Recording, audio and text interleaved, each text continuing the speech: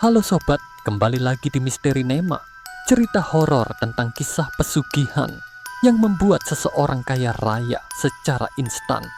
Bagaimana kisahnya? Mari kita simak sama-sama.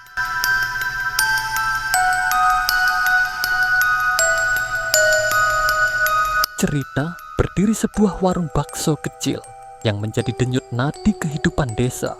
Warung itu milik Pak Haji Amir, seorang pria ramah dengan senyum yang selalu merekah, dan istrinya, Bu Cucu, yang terkenal karena keramahan serta kelezatan baksonya. Namun, di balik kesuksesan warung itu, ada rahasia yang hanya diketahui oleh Pak Haji Amir dan Bu Cucu. Penyakit misterius. Suatu hari, Pak Haji Amir jatuh sakit secara tiba-tiba. Tubuhnya panas, tetapi wajahnya pucat. Dokter desa tidak bisa memberikan jawaban pasti tentang penyakitnya. Hari demi hari, keadaannya semakin memburuk. Rumah mereka yang biasanya ramai dengan suara pelanggan kini dipenuhi isak tangis dan kecemasan. Anak-anak mereka, Sukip, Jaya, dan Nunung, terpaksa menggantikan peran ayah mereka di warung. Namun, meskipun pelanggan tetap datang, mereka bisa merasakan ada sesuatu yang hilang.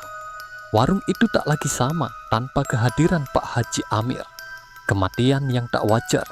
Suatu malam, saat tubuhnya semakin lemah, Pak Haji Amir tiba-tiba membuka matanya lebar-lebar. Ia menatap ke langit-langit dengan ekspresi ketakutan, seolah melihat sesuatu yang tak kasat mata.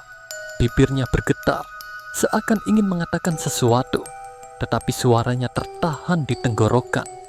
Jangan sentuh dia!" Pekik Bu Cucu panik, menggenggam tangan suaminya yang semakin dingin. Namun, terlambat. Napas Pak Haji Amir terhenti. Keheningan menyelimuti ruangan.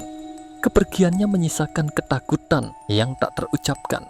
Pemakaman yang mengerikan keesokan paginya. Prosesi memandikan jenazah dimulai. Para tetangga yang datang membantu terlihat murung. Namun, saat kain kafan dibuka, bau menyengat yang luar biasa menyebar ke seluruh ruangan. Astagfirullah, seorang tokoh agama yang memimpin prosesi menutup hidungnya. Dari tubuh Pak Haji Amir keluar lendir hijau pekat yang berbau busuk. Semua yang hadir merinding. Mereka tahu ini bukan kematian biasa. Saat jenazah dibawa ke pemakaman, cuaca yang semula cerah tiba-tiba berubah mendung. Angin berembus kencang, menerbangkan dedaunan dan menciptakan suasana mencekam. Bahkan para penggali kubur berbisik satu sama lain, membicarakan keanehan yang mereka rasakan. Perjanjian gelap. Beberapa hari setelah pemakaman, suasana di rumah Bu Cucu semakin suram. Suatu malam, ia memanggil anak-anaknya ke ruang tengah. "Ibu harus memberitahu kalian sesuatu," ucapnya dengan suara serak. Air matanya mengalir di pipinya. Sukip, Jaya, dan Nunung saling pandang, bingung dengan ekspresi ibu mereka. "Warung bakso kita bukan warung biasa. Keberhasilannya selama ini bukan hanya hasil kerja keras." "Apa maksud ibu?" tanya Nunung, yang paling muda dan polos. Bu Cucu menundukkan kepala. "Ayah kalian telah membuat perjanjian dengan Mbah Kliwon." Ruangan menjadi sunyi. Hanya suara derik jendela yang tertiup angin terdengar.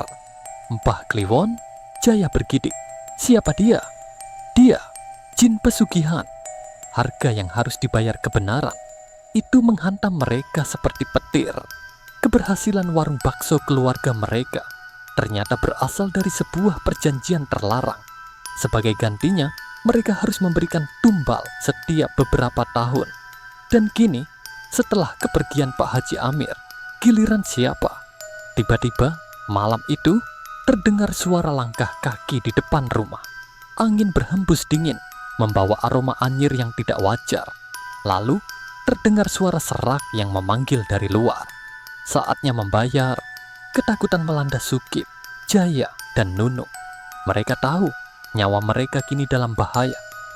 Kutukan yang berlanjut keesokan paginya.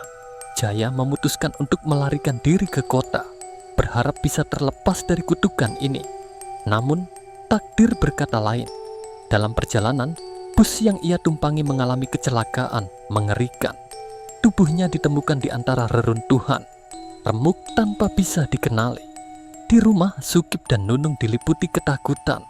Mereka tahu warung itu harus terus berjalan, atau mereka yang akan menjadi korban berikutnya. 5 tahun berlalu, warung bakso milik keluarga mereka tetap ramai, lebih sukses dari sebelumnya. Namun setiap malam, mereka merasakan ada mata-mata tak kasat yang mengawasi dari sudut gelap. Aku merasa ada yang memperhatikan kita, bisik Nunung. Sukip menghela napas panjang. Aku juga. Meskipun kita sudah mendapatkan segalanya, tetap saja kita kehilangan sesuatu yang lebih berharga. Jalan keluar. Setelah bertahun-tahun hidup dalam ketakutan, Sukip dan Nunung akhirnya mencari pertolongan. Mereka menemui seorang ulama bernama Kiai Zali. Mendengar cerita mereka, Kiai itu menghela napas panjang. Hanya ada satu cara untuk memutus kutukan ini, katanya. Warung itu harus dihancurkan. Mereka terkejut. Warung yang menjadi sumber penghidupan mereka harus dimusnahkan. Namun mereka sadar, ini bukan hanya tentang bisnis. Ini tentang keselamatan jiwa mereka. Akhir yang menghantui malam itu, mereka membakar warung bakso yang telah membawa mereka ke dalam kegelapan. Api menjilat kayu dan dinding, menghanguskan segala kenangan yang pernah ada. Namun, di tengah kobaran api, terdengar jeritan mengerikan. Sukip dan Nunung berlari menjauh, tak berani menoleh. Mereka tahu perjanjian itu telah berakhir, tapi apakah benar-benar sudah selesai? Bertahun-tahun kemudian, di lokasi bekas warung itu, seorang warga desa yang melintas mengaku melihat sesuatu. Di antara puing-puing, ada aroma yang familiar, aroma bakso yang masih mengepul hangat. Nah, Sobat Misteri Nema, semua cerita yang baru saja kita dengarkan adalah cerita fiksi belaka yang tidak ada di dunia nyata. Bagaimana menurut kalian? Jangan lupa untuk berikan komentar kalian di bawah ya.